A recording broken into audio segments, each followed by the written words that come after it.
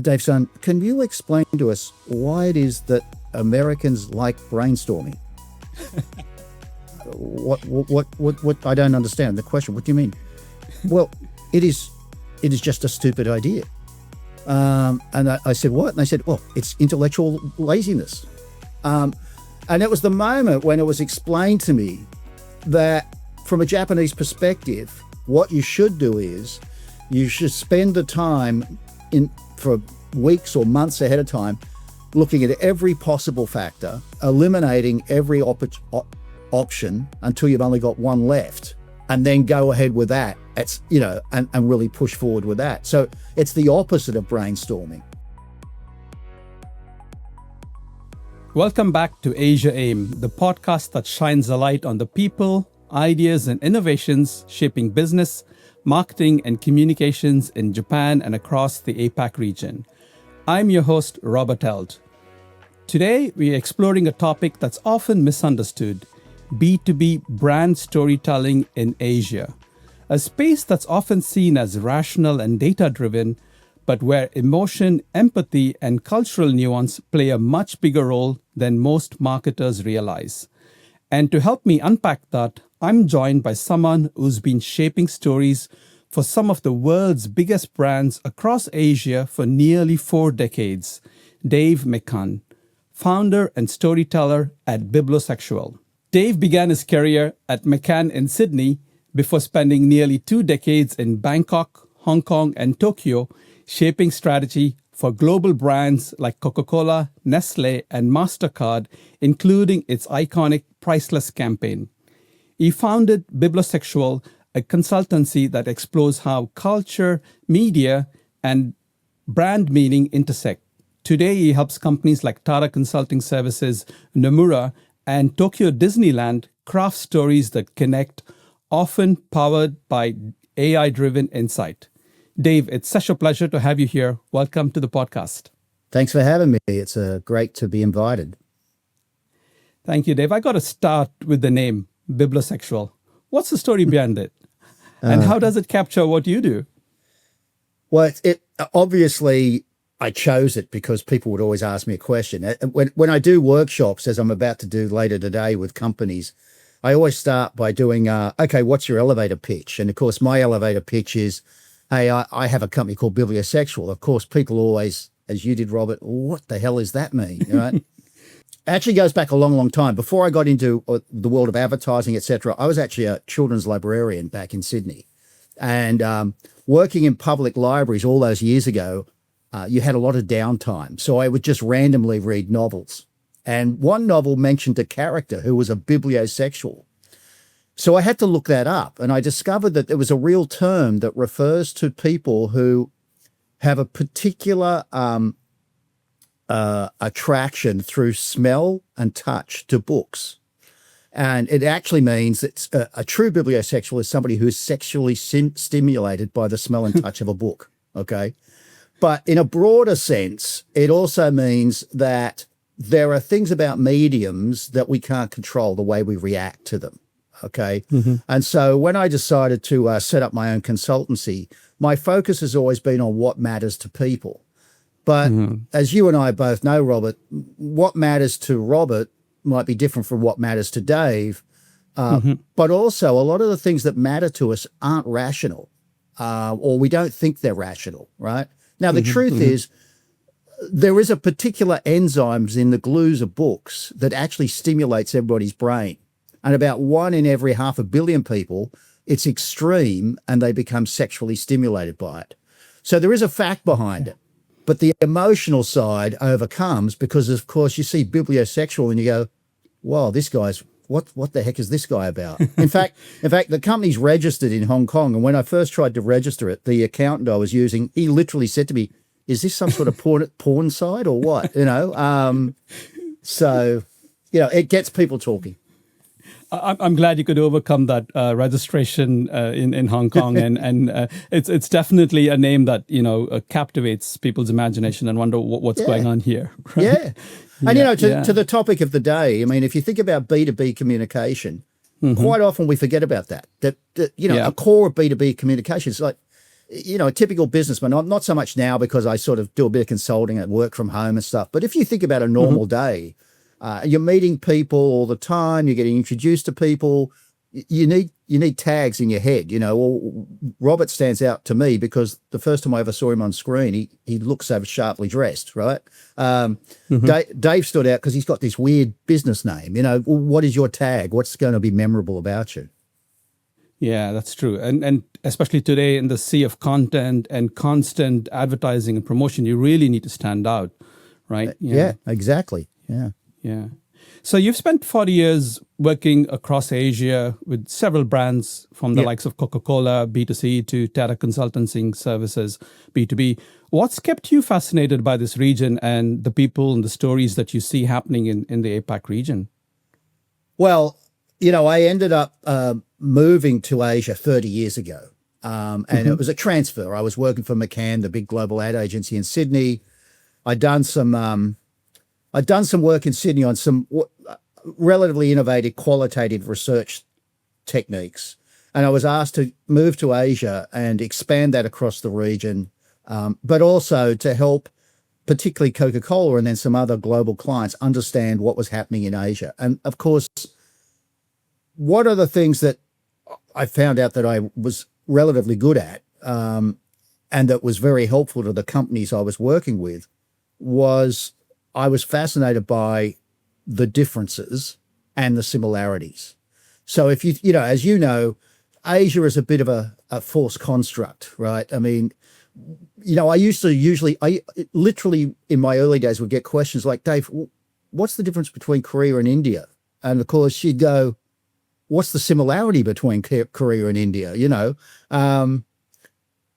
So I found it fascinating trying to help Westerners, particularly Americans, West Europeans, who didn't know Asia, to understand the breadth of it, the depth of it, the different things that factor up. What people would literally ask me things like, why do Filipinos speak such good English? Or sports analogies, cricket in India versus baseball in Japan, how does that come to be? So that's always been of great interest. And then I found that as I got involved more and more with some of these big clients, it was adapting the same idea, the same brand concept or the same campaign construct. But then how do you adapt it to work in different countries? How do you have to tweak it? How do you use your local examples, et cetera, et cetera? Yeah.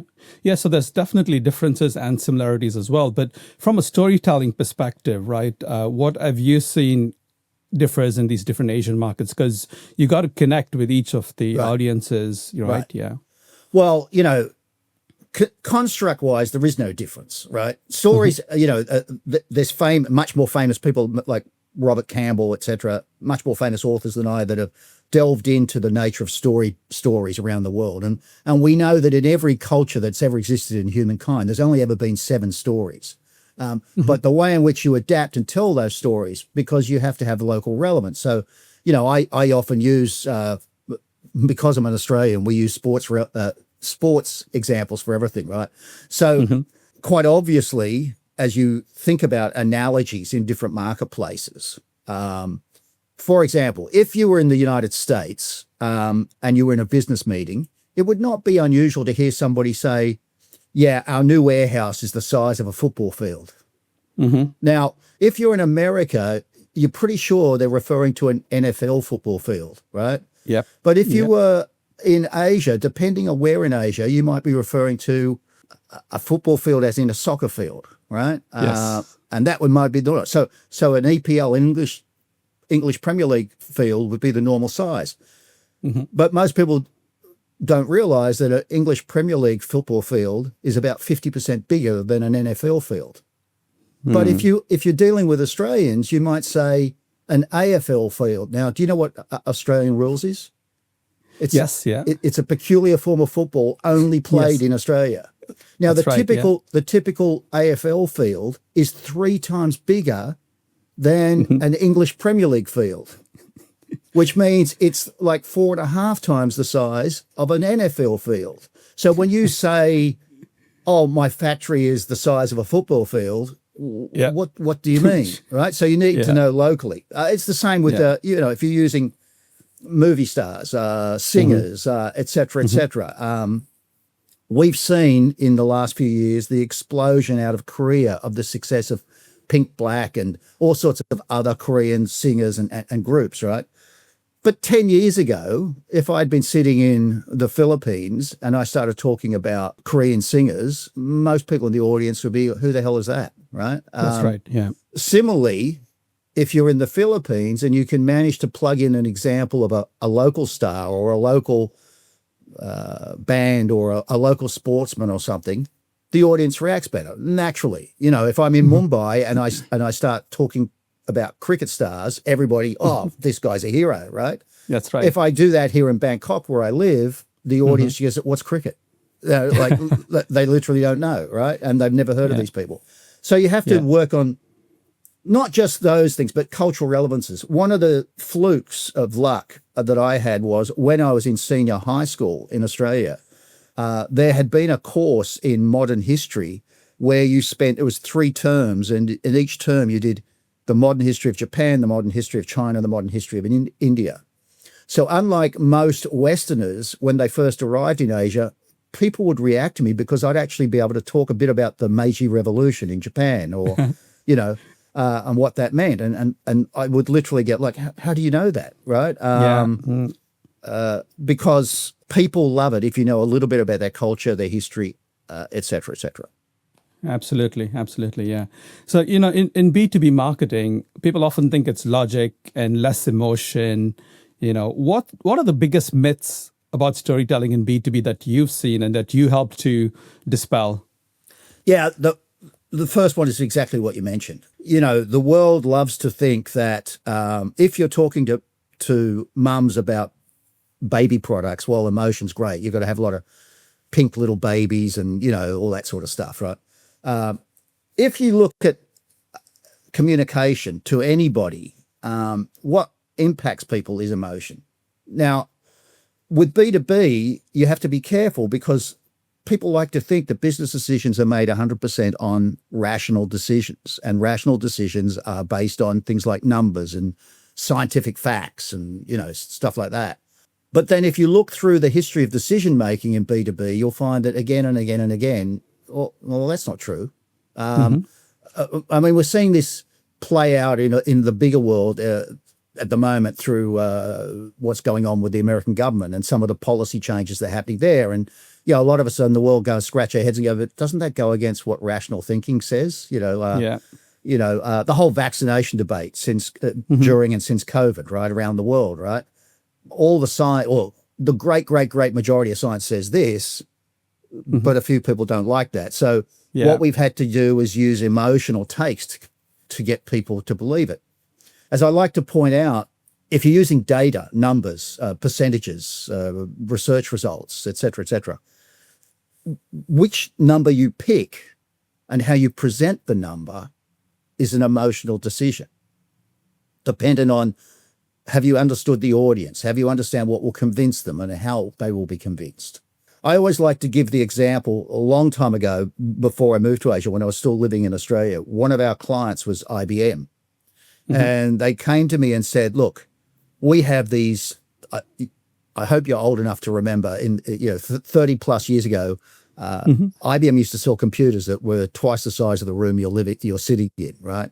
Yes, yeah. And there was one particular, I cannot remember the name, but it was a huge computer, one of the most advanced in the world. And they came to me and said, look, we want to do a big push to sell these in Australia. Okay. So we need a campaign to do that. Okay. And then as we go through the details, I said, this is really, I think it was like $1 million at the time. This is 35 years ago, right? And so I was like, wow, that's really expensive, man. How many of these do you expect to sell? And I said, there's only 13 companies in the whole of Australia that could possibly use one. So my first reaction was, why would you want to do an advertising campaign if there's only 13 literally people, right? Whoever the director of computers was at these companies was the 13 people. Yeah. Well, because we want them to know that they have. I said, no. What we'll do is this. I went and interviewed every one of them. So traveled around Australia, interviewed every one of these 13 people. And if you walked into their offices, and 35 years ago, the typical director of computers or whatever his title was, sat in a very nerdy back office with a very nerdy wall full of manuals and stuff like that. And what I saw was that they all subscribed to all of the computer journals that were available in the country. And I continually say, so, how often do you read these? Oh, practically never. What? Oh, I flick through them sometimes when they first come in, but that. So how do you find out about new things and stuff? Well, no, you find out because people come around and try to sell it to you. Well, what makes you decide, on buying one versus another? Well, basically, in truth, it came down to I like the guy. But then the real thing that I found out that was really interesting was, in those days, every company in Australia or any other country today has an IT director, right? But in those days, these guys were lonely people. They were the super geek in the back room that nobody in their own company could understand, and they never met any other super geeks. So what we ended up doing was putting together dinners. We were, if there was 6 of these guys in Melbourne, we'd ask these 6 guys to a dinner for no purpose other than sit around, we'll buy the wine and the food, you sit around and talk to each other. And guess what? A whole bunch of these guys, a great majority of them, ended up buying one of these machines, right? Because it was, this company actually makes me feel good. They seem to like me. Remember, I'm the super geek. Nobody actually ever talks to me. Now they're putting me together with other super geeks, and it's great, And that was a big lesson about, even in the most, in theory, rational, numbers-driven of businesses, a lot of it is, how you make people feel, what's the context you're giving them. Absolutely right. And I think at the end of the day, it's business to business people, not just business to business, right? Because there is, like you pointed out, the people component and the emotional component. And although they decide rationally for their businesses, if they like you, if they like what you represent, if you like your brand, and if you like how you're communicating with them, then there's more possibility for them to want to do business with you. I think that's the first barrier. Yeah, of course. And the more, of course, if you personalize something, now, if you're selling Nescafe, right, it's very hard to personalize to the, 500 million people that buy Nescafe every year, right? You make efforts in mass communication, and you make efforts in maybe these days through different platforms and stuff to, segment and identify little tweaks and quirks that might appeal to certain groups of people. But if in a B2B world, although that's certainly true at some level, you've also got to think a little bit more about your audience and what they're really interested in and how you might relate to them. But more importantly, and the most important emotional factor is, people like to think that they are good at their job, and good at their job means making successful decisions. So smart decisions, yeah. Right. Well, but you see, the problem is smart decisions is an emotional thing. What one person sees as smart, somebody else might see, oh, what an idiot, right? But if you can if I can convince Robert that this is going to be a smart decision, that your boss is going to pat you on the head, or you're going there's a promotion down the line if you follow this, right? And the numbers work out. Or more importantly, hey, you know what? If you buy this and we install it, there's less likely to be a stuff up. So, and that comes down partly to judging what's more important in the target group you have. Are these people afraid of making a mistake, or are they really trying to make a difference, right? Do they want to be seen as smart people, or do they want to be seen as cautious but clever? And you have to go through a bit of a psychology. Indeed, yeah. So having helped brands like Nomura bring storytelling into their communications, can you share examples of how a strong story made a real business impact in your experience?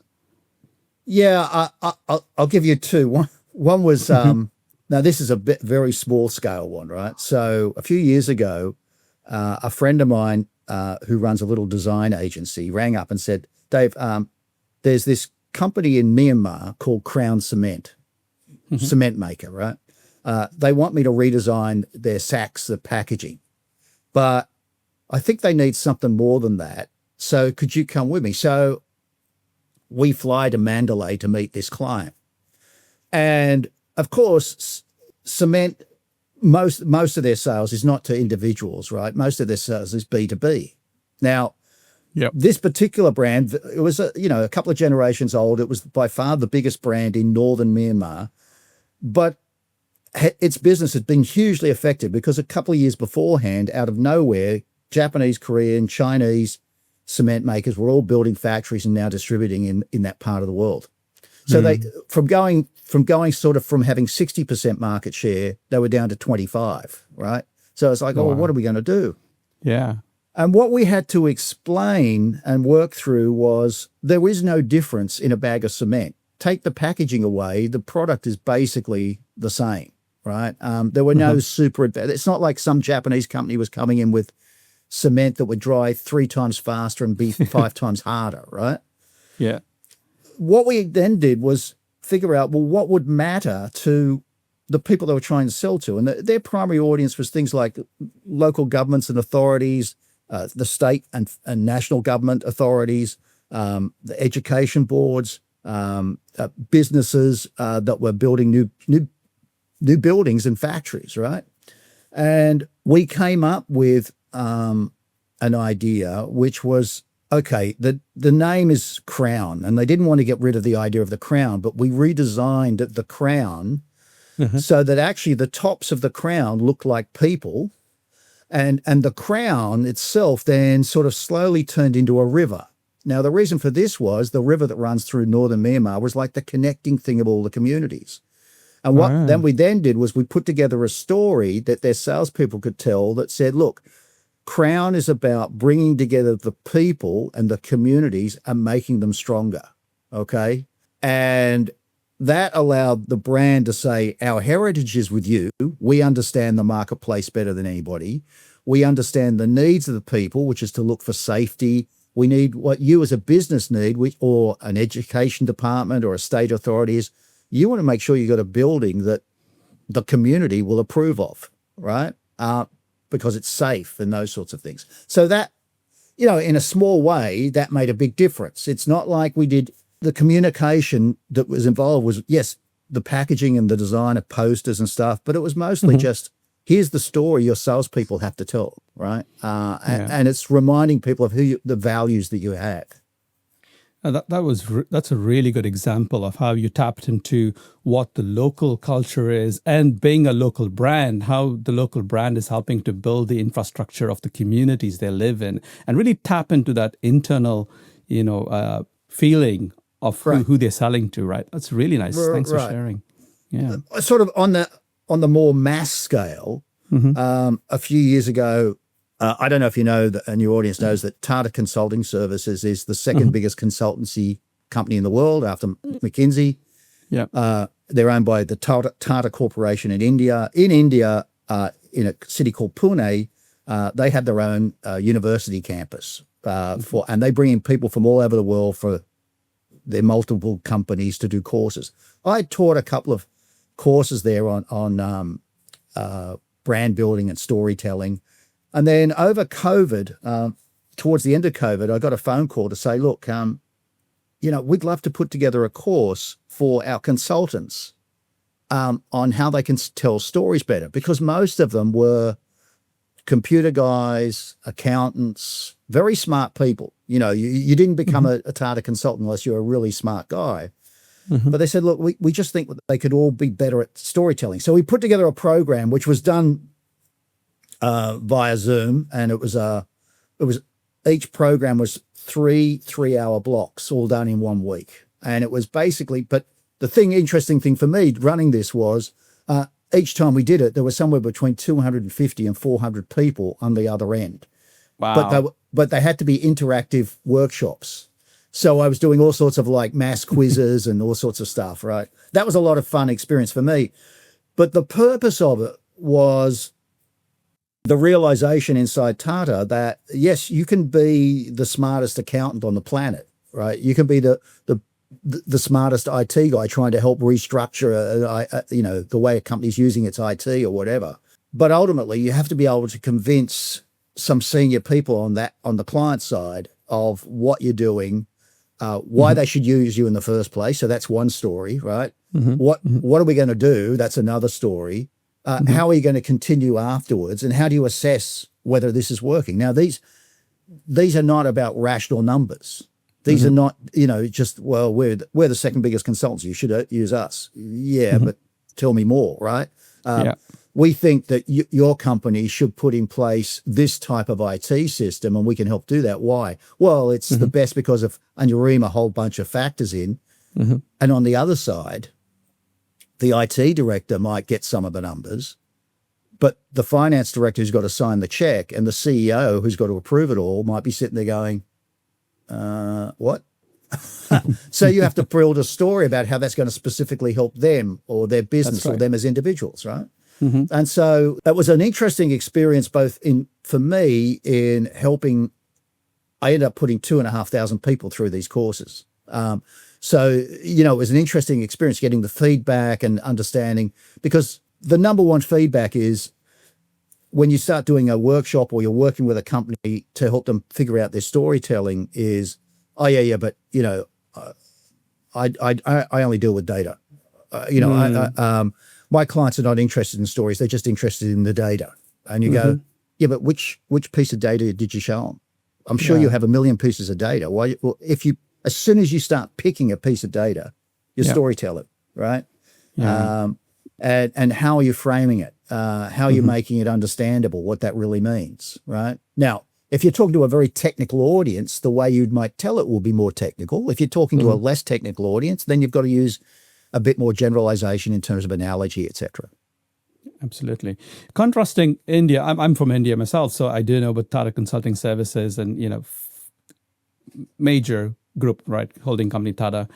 Contrasting, India to Japan. Japan has a very unique storytelling culture in and of itself. It's very subtle, very symbolic. What advice would you give B2B marketers trying to craft in Japan? Yeah. Sure. Obviously, and without wanting to offend you or anybody else, there's a dramatic difference in the way, if I'm sitting in meetings in Mumbai or Delhi or, somewhere compared to if I'm in Osaka, right? And the way in which things happen. I mean, I'm literally, when we finish this recording, I'm going off to run a workshop for the Asian branch of an international company. And I had to check, just which nationalities are going to be there. Oh, there's some Indians and there's some Japanese and there's some Filipinos and there's Australians. And I'm going, well, now I know. Well, for example, as soon as I put up the chart that says any questions, an Indian will start talking to me, right? The Australian probably will start asking questions. The Japanese will be more reticent to ask questions because that's the way they are. So the way you tell the story has to take in a lot of cultural factors. In Japan, doing B2B, the first thing that I was taught many, many years ago was what's called nemawashi, right? So nemawashi is the pre-story. So that basically means whatever you're going to present. Now, if you think of a typical American business person, right? If you're trained as, and I was brought up in a big American ad agency, 20-something years, right? And in Australia, we used to use the American type system. So, we go into the meeting, hey, Robert, nice to meet you. Let me show you this presentation. And the idea was we would sort of like, wow, you'd be sitting there going, yeah, this is amazing, right? In Japan, you don't do that. In Japan, you send the whole presentation ahead of time. Yeah. In fact, when you go in and present, there should be nothing new in the discussion. They should have been forewarned and foretold of everything before the meeting starts. And that's a big cultural difference, right? It's all about preparation. It's a bit like the best lesson I had. I lived in Japan for 10 years, and the first year I was there, I'd been only there for a few months, and one of our biggest clients had an issue, and we decided we were going to have a big brainstorming session. So, Wednesday next week, And what was unusual was the president of this company, it was an American company but with a Japanese president, but he was going to come to our offices for this brainstorming session. He'd never been to our offices before. This is a big deal, right? A big client coming to us for a whole day session. Wow, great. So the day before the session was to start, I pulled in my three most senior Japanese strategists that work with me, whose range of English went from better than me, because that's not hard, through to one of the guys barely spoke English at all, right? But the three of them are sitting there, and I'm telling them, look, I know two of you don't really work on this account, but I need you there because I need the smartest people I've got in the room tomorrow. We're going to do this. This is what it's about. This is how, da-da-da. And of course, what would happen is, and you will understand this, as a foreigner, when you're working in a country where you don't speak the language, you talk, but then the group breaks down and they talk amongst themselves for a while in Japanese, and then they come back through the one that speaks the best English to ask something or whatever. Mm-hmm. So after about half an hour of back and forward, they break down, and I'm hearing the word brainstorming, and I'm hearing the word gaijin a lot.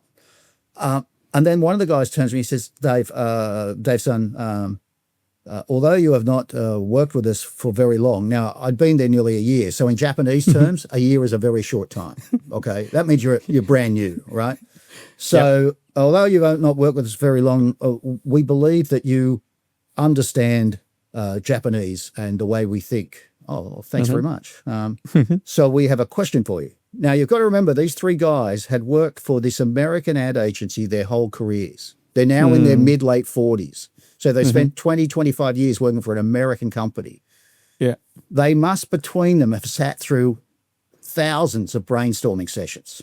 Literally, Dave-san, can you explain to us why it is that Americans like brainstorming? What? I don't understand the question. What do you mean? Well, it is just a stupid idea. And I said, what? And they said, well, it's intellectual laziness. And it was the moment when it was explained to me that from a Japanese perspective, this idea of brainstorming where, you, me, and half a dozen other people would get in a room and write stuff on Post-it notes and slap it on the wall and talk about stuff. And then after an hour or two, we'd go, oh, yeah, let's look at this. And we'd look at all the Post-it notes and go, yeah, that one's silly. That one's stupid. Robert, you're an idiot. Da-da-da. Oh, let's go for that one. And we pull off the yellow Post-it and we'll go, okay, now let's go ahead and make that work, right? Yeah. The Japanese methodology would say that's just idiotic. That's stupid, lazy thinking. What you should do is you should spend the time for weeks or months ahead of time looking at every possible factor, eliminating every option until you've only got one left, and then go ahead with that. It's, and really push forward with that. So it's the opposite of brainstorming. Interesting thing, literally a year later, the Harvard Business Review printed an article where a bunch of American academics pointed out that 90% of all brainstorming is a complete waste of time. So in fact, as I kept on finding in Japan, in a lot of ways, Japan is ahead of the world, right? It thinks very differently, and you've got to approach it very differently. It's about slow, methodical thinking. Yes. It's a bit like, famously, if you put together PowerPoint charts. Now, I know today a lot of your audience will be saying, yeah, but I don't do that. I use a platform to do or whatever. But if you're building a platform, a PowerPoint deck, again, if you're working with an American company or if you're working with big Western brands, you present PowerPoint decks that are lots of pictures, big titles, never more than one graph on a page, make sure the graph is as big as possible, right? In Japan, it'll be 4 graphs on a page, right? And they'll be packed. And the reason for that is because that's seen as thinking. That's seen as the detail is in the thinking. The detail is all there.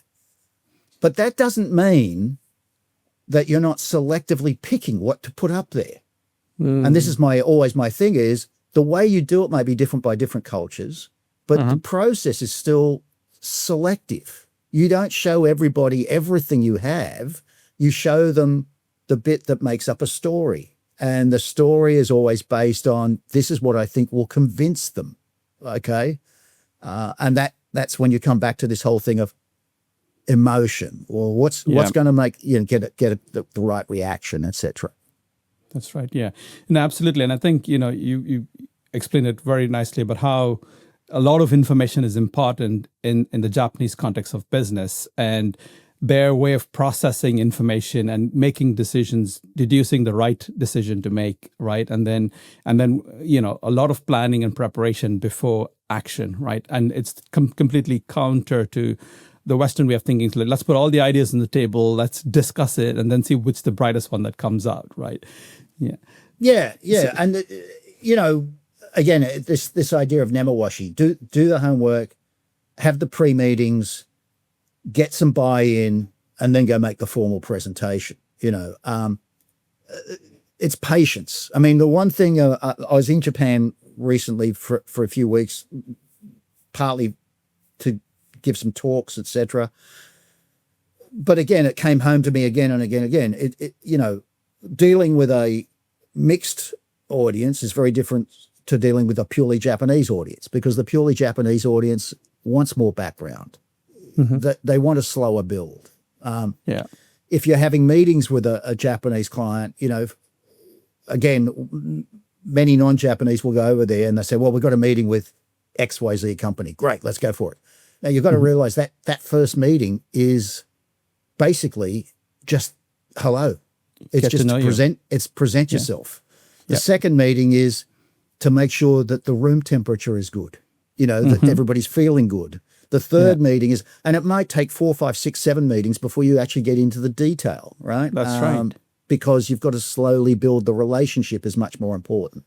And you've got to do it quietly and calmly. To use the opposite example, my many business trips to India, spending a lot of time in India, bang, Get straight into it.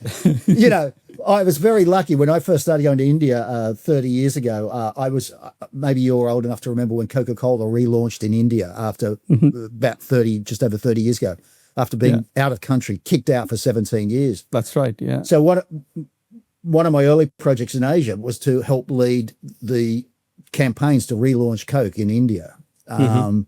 And so ignorant Dave goes off to India, for some meetings, and discovers the only advantage I had was the fact that I happened to be roughly the same age and have grown up 2 suburbs away from Steve Waugh, the ex-Australian cricket captain, who in India was more popular in India than he ever was in Australia, weirdly.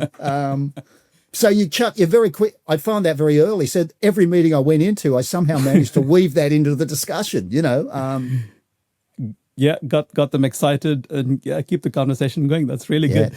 Dave, I want to switch to something else. So like AI, right? Today, you can't have a conversation without AI in it, right? And you've been using AI, much before, it's become kind of, de rigueur these days.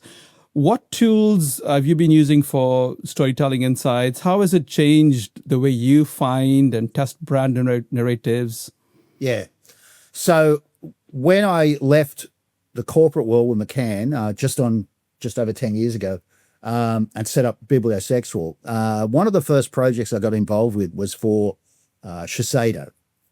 An ex-colleague of mine had recently been employed to run the international luxury division of Shiseido, the marketing. And she asked me to go and give a one-day seminar on international marketing. And in the course of that, I discovered that there were some issues about their lack of knowledge in some of their key markets, Italy, France, China, the USA, about what was the differences in the way which women thought about beauty. Now, if you're at the time the third biggest beauty company in the world, you'd think they would know this, but they actually hadn't done any. They'd done a lot of research on products, but not research on general themes like how do you define beauty, or please describe who would be the most beautiful woman in the world, right? That sort of stuff, right? And we found a lot of interest. The thing was, they had no real structure and facility to do it. And at the same time, in the same week that this discussion was happening about doing maybe some research, I was introduced to a company called Significant Systems, which is an AI platform that basically uses the whole of the internet as its database. So in today's currency, we'd say it's an LLM that uses the whole of the internet, right? Yeah. And what we did was, the way that platform works is we were able to say, okay, let's look at France in French, anything on the internet that has mentioned, and we put down about 60 terms, what we call narratives, right? And what it did was for every term. So if let's say lipstick, right? So what it did was it went into the internet, it went into the French internet and looked up every single time the word lipstick had been mentioned anywhere on the internet in French and brought that up. So that might be 2 billion pieces of content. And then what it would do is it would analyze it and tell us, was that a term that was trending up or down? Was it a positive or negative term? What emotions were built around that term through different analysis tools? And it allowed us to plot and see where different key terms in terms of cosmetics and beauty trends, etc., were within a country and then comparatively to these other 4 big international markets. And that helped me give some suggestions where they ended up rewriting their global luxury brand positioning based around that. Okay, so that then resulted in me doing a lot of work for a lot of other companies, something like 20 projects for the Australian Wool Corporation, which international audience may not realise this, but wool is one of Australia's major exports. The Wool Corporation sort of runs the industry. And we did all sorts of projects looking for trends in clothing and wool, etc., in all sorts of key markets, fashion industries, looking for potential partners in America, in niche markets, etc. And all of this that was done literally from this desk with this, mail, or maybe the laptop before this one, right, that I'm using today. Wow. And it was interesting because coming from a librarian's background many years ago, all of your audience will have grown up at a time where we used to talk about desk research or secondary research, right?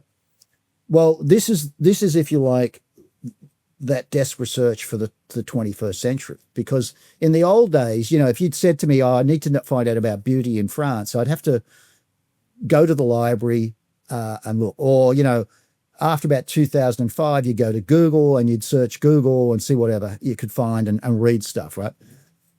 But think about this. Now you've got platforms that can read the whole of the internet for you, literally, and tell you within a few hours, okay, here's all you need to know about this subject in this country, right? And then, of course, you can put comparisons together and things like that. So, platforms like that have been around for about 15 years now. I came across it 10 years ago. What's interesting to me is that it's only since the GPT revolution, if you like, that people now sort of think, oh, this is all amazing. You go, and here's the issue though, Robert, is for about 7 years, I was making presentations at industry conferences all over the world using examples from these platforms and projects I'd worked on. And everybody go, yeah. But it's not real market research, is it? And you go, but now, of course, if you did it, everybody thinks it is market research, right? So I guess it was a little bit ahead of its time. Yeah, I was just going to say you were definitely ahead of what marketers and researchers do today. So well done on that. Speaking of AI content, right? Using AI content to tell stories. Some marketers feel it's good. It helps to get content out quickly. Some say it's more generic. What's your experience? Do you think AI content is helping or hurting creativity and our industry? Well, it hurts creativity if you allow it to. Now, but this is true of everything. So again, I love to use the example. I'm old enough to remember when Excel was launched. And I remember at the time, I was living and working in Sydney, the company I worked for, some of our clients, and I would be saying things like, have you seen this new thing, Excel? It looks amazing, right? And when Excel was first launched, it was purely an accountancy tool, right? And literally, you'd hear people like senior accountants, financial directors going, I'm not too sure about this because, it might limit the way we do things. It's too, we need more flexibility. And you go, but it can be as flexible as you want, right? It's how you use it. Every technology that gets introduced, there's always the barrier of, but this is no good. What will happen is it makes too hard, etc. When in the late 90s, in the early 90s, when Microsoft was talking up the fact that you would now, everybody in the world could be their own movie director, and make movies on digital cameras, etc., and then load it up onto digital platforms, and then you would end up on what we now call YouTube and things like that. And so Hollywood would be dead because everybody would be their own creative director. And, I was the person that held up my hand and said, no, that's not true. What will happen is you'll have millions and millions and millions of pieces of terrible video content, okay? And then there'll be one genius like Robert who will actually make something that's really good and get 10 million views. And of course, that's true, right? The nature of creativity is that no matter the platform, no matter the tools you have, there will always be people that are outstanding at it. And there'll be everybody else. I can hold a hammer, but I'll make a mess of whatever it is I'm hammering, right? So the problem with AI now is the realization, twofold. One is the availability of AI tools does not make everybody equal. That's right. But it will make some people able to do things they couldn't do before. It'll raise up some new talent. But the risk is that it will also mean that you get a lot of rubbish coming out of it. The second thing is that the rise of AI in the last few years is that there's a term called original voice. And original voice is actually, in the art world, is well over 100 years old. And it basically referred to the idea that anybody can slap paint on a canvas, okay? But the winner is the person that does something very original with it. So Picasso, for example, right? Now, in today's business world, okay, original voice is you, me, and everybody listening to this is, yes, you can use the tools. You can use that, but think about it. If you name any one of 100 different AI tools, right? There are literally millions of people playing around with those tools. Now, the winner is going to be the person that uses it differently from somebody else, from everybody else, who expresses things differently. So if you're using AI platforms to reassess the marketplace, what's going to matter is not what the platform does, it's how you use the information you get. Okay. If you're using tools to design PowerPoint decks, well, that's fantastic until you go to a conference, and I'm sure you've done this. You go to a conference, you sit there for 2 days and you watch 20 presentations and you go, it looks, 19 of the 20 presentations basically look the same. Look the same, yeah. Right? And then you get somebody who goes up there and does, well, his charts look really different. Now, it turns out that he spent more time personally working with these things or using the platform in a different way, prompting it in very different ways, right? Yeah. So original voice is going to become more and more important in the business world because, let's face it, part of that emotion I talked about is you're looking for an advantage. If you're a buyer, you're looking for an advantage. If you're a salesperson, you have to offer a differentiating advantage. Well, you don't do that by doing everything exactly the same as your competitors, using the same tools in the same way. You've got to find a different way to do stuff. Yeah. Absolutely. Yeah, Dave, this has been really a fascinating conversation, and we could go on, I'm sure. I'd love to wrap up with a round of quick fire questions, if that's okay with you. Sure. So what's the one campaign you'd wish you'd worked on? Oh, I guess Apple 1984. For the, I don't know if everybody in the audience will know it. It's in the advertising world, it's considered the most famous ad campaign of all time. The ad only ran once in America, but it's still recalled as the most outstanding breakthrough campaign, and really summed up a whole lot of things about the way in which what Apple was going to be about. Apple was still a relatively small brand at the time, but it also showed a huge attitude change in the world and how to think about the world. Okay. Is there a book, podcast, resource that has changed how you see storytelling?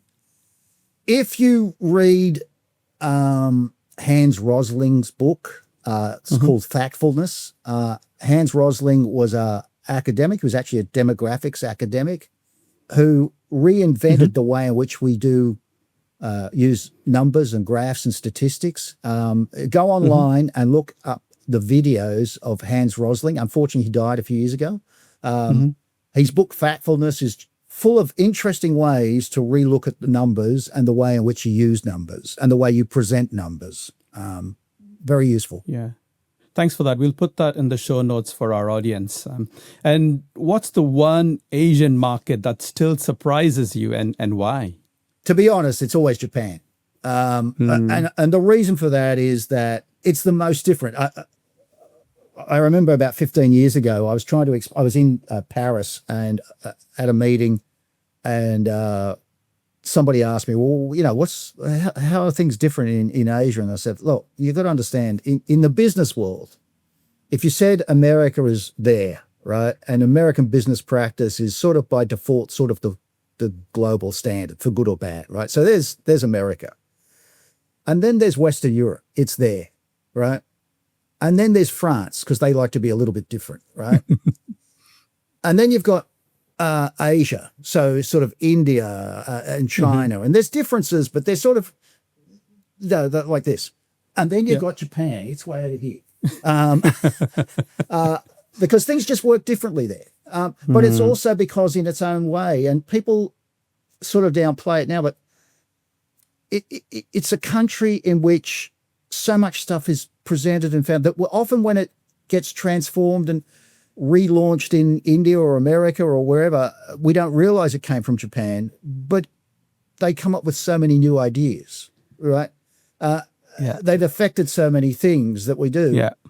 And I'm always reminded, there was a famous science fiction writer who wrote books basically about, well, America in 50 years' time, sort of thing. Not distant science, but that sort of set in the year 2100 or something like that, right?